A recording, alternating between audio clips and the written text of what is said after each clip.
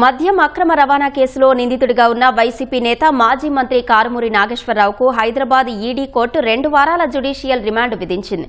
అనంతరం కారుమూరిని ఈడీ అధికారులు కట్టుదిట్టమైన భద్రతా మధ్య చెంచల్గూడ జైలుకు తరలించారు. ఈ కేసులో తదుపరి దర్యాప్తు కొనసాగుతుందని ఈడీ స్పష్టం చేసింది. వైసీపీ హయాం నాటి మద్యం అక్రమ రవాణా కుంభకోణం కేసులో మాజీ మంత్రి కారుమూరి నాగేశ్వరరావును ఈడీ అధికారులు హైదరాబాద్ కోర్టులో హాజరుపరచగా న్యాయస్థానం రిమాండ్ విధించింది. ఈ కేసులో 2 గంటలకు పైగా వాదనలు కొనసాగాయి. ఇరు వర్గాల వాదనలు విన్న న్యాయమూర్తి ఈడీ విజ్ఞప్తితో ఏకీభవించి 14 రోజుల జ్యుడిషియల్ రిమాండ్ విధించారు. అనంతరం కారుమూరిని ఈడీ అధికారులు కట్టుదిట్టమైన భద్రతా మధ్య చెంచల్గూడ జైలుకు తరలించారు.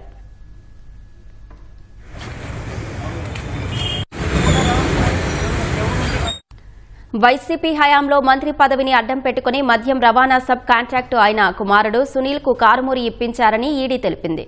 సుదర్శన్ కన్స్ట్రక్షన్స్ అనే ముసుగు సంస్థను తెరపైకి తీసుకొచ్చి సిగ్మా లాజిస్టిక్స్ తో ఒప్పందం కుదిర్చింది నాగేశ్వరరావేనని స్పష్టం చేసింది.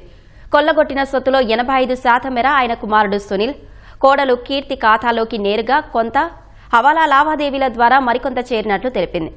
ఈయన వల్ల ప్రభుత్వ ఖజానాకు 195 కోట్ల నష్టం జరిగిందన్న ఈడీ అక్రమ ఆదాయంతో లగ్జరీ కార్లు, ఖరీదైన వాచీలకు ఖర్చు చేశారంది. ఇంకా స్థిరాస్తుల కొనుగోలు, రాజకీయ నిధులు, వ్యక్తిగత ఖర్చులకు వాడారని తెలిపింది.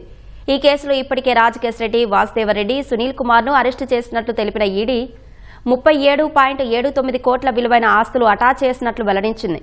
ఈ కేసులో తదుపరి దర్యాప్తు కొనసాగుతుందని ఈడీ స్పష్టం చేసింది.